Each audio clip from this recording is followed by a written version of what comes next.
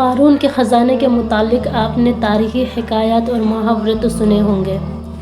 یہ وہی شخص ہے جس کا ذکر اللہ نے قرآن میں نشان عبرت کے طور پر کیا ہے۔ قارون کا قصہ اسرائیلی اور اسلامی دونوں طرح کی روایتوں میں ملتی ہے۔ یہ بنی اسرائیل کا وہی امیر ترین شخص تھا جس کے خزانے کی کنجی 300 اونٹوں اور خچروں پر لادے جاتے اور ہر کنجی چمڑے کی ہوتی، جو ایک خزانے کی چابی تھی۔ تاریخ انسانی میں شاید قارون سے زیادہ دولت اور ثروت کسی کو نہیں عطا کی گئی ہو۔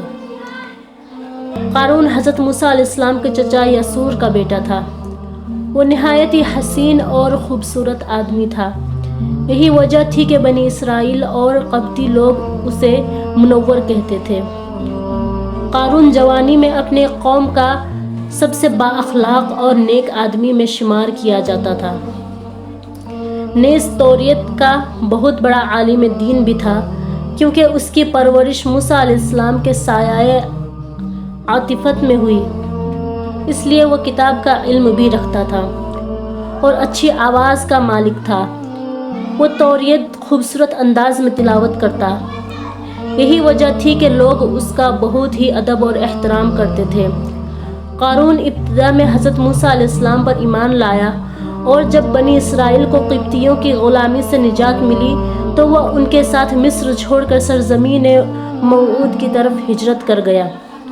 وہاں اس کے حالات ایک دم سے بدل گئے اور اس کے ہاتھ میں بے شمار دولت آئی۔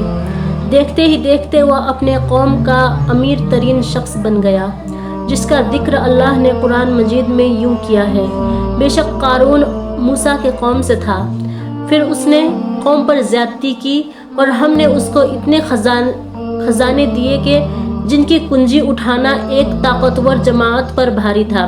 ایک جگہ فرمایا جب اسے اس کی قوم نے کہا اتراؤ نہیں، بے شک اللہ اترانے والوں کو پسند نہیں کرتا، اور جو مال تجھے اللہ نے دیا ہے اس کے ذریعے آخرت کا گھر طلب کر اور دنیا میں اپنا حصہ نہ بھول، اور احسان کر جیسا کہ اللہ نے تجھ پر احسان کیا، اور زمین میں فساد نہ پھیلا، بے شک اللہ فساد پھیلانے والوں کو پسند نہیں کرتا۔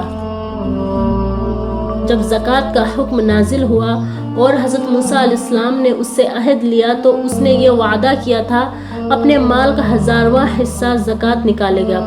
جب اس نے اپنے مال کا حساب لگایا تو ایک بہت بڑا رقم زکوٰۃ کی نکلی، لہٰذا اس کے دل میں حرص اور لالچ پیدا ہو گئی اور وہ زکوٰۃ کا منکر ہو گیا۔ اس نے ایک گندی چال چلی۔ اس نے بنی اسرائیل میں سے ایک گروہ کو جو اس کے حمایتی تھے جمع کیا اور کہا: اے بنی اسرائیل، موسیٰ نے ہمیں بہت سارے حکم دیے جس پر تم لوگوں نے اس کی پیروی کی، اب وہ تم سے تمہارا مال بھی لینا چاہتا ہے۔ فلاں فاحشہ عورت کو لے کر آؤ، اسے کچھ پیسے دے کر موسیٰ کو بدکردار ثابت کیا جا سکے۔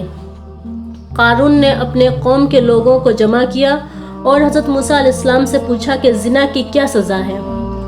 موسیٰ نے کہا: جو زنا کرے حالانکہ اس کی بیوی بھی ہو تو بھی اس کو سنسار کر دیا جائے گا یہاں تک کہ وہ مر جائے۔ قارون نے موسیٰ علیہ السلام سے کہا: حتیٰ کہ یہ کام آپ نے خود انجام دیا ہو تو بھی؟ موسیٰ نے کہا: حتیٰ کہ یہ کام کو میں خود انجام کیوں نہ دوں تو بھی میرے لیے یہی سزا ہے۔ قارون نے کہا: بنی اسرائیل کا یہ گمان ہے کہ آپ نے فلاں فاحشہ عورت سے زنا کیا ہے، اس عورت کو میرے پاس لاؤ۔ موسیٰ علیہ السلام نے کہا، لہٰذا وہ عورت بلائی گئی تو آپ نے فرمایا: اے عورت، اس اللہ کی قسم جس نے بنی اسرائیل کے لیے دریا کو پھاڑ دیا اور عافیت کے لیے دریا کے پار کر دیے اور فرعون سے نجات دی، سچ کہہ دے کہ واقعہ کیا ہے۔ حضرت موسیٰ علیہ السلام کے جلال سے عورت سہم کر کانپنے لگی اور اس نے مجموعہ عام میں صاف صاف کہہ دیا کہ اے اللہ کے نبی، مجھے قارون نے کثیر دولت دے کر آپ پر بہتان لگانے کے لیے آمادہ کیا ہے۔ اس وقت موسیٰ علیہ السلام نے آپ دیدہ ہو کر سجدہ شکر میں گر پڑے اور بحالت سجدہ آپ نے اللہ سے دعا مانگی کہ اے اللہ، قارون پر اپنا قہر اور غضب نازل فرما۔ لہٰذا وہ تمام لوگ جو قارون کے ساتھ تھے سب نے اس سے منہ پھیر لیا۔ موسیٰ نے اللہ کے عزم سے زمین کو حکم دیا تو زمین پھٹ پڑی اور قارون اور اس کے پیروکار اس میں دھنسنے لگے، اور دیکھتے ہی دیکھتے قارون اور اس کا خزانہ اور اس کے مکان سب اس زمین میں دھس گئے۔ جب یہ زمین میں نابود ہو گئے تو زمین کا شاگان پھر سے بند ہو گیا، اور تا قیامت قارون اور اس کا خزانہ تمام انسان کے لیے نشان عبرت بنی رہے گی۔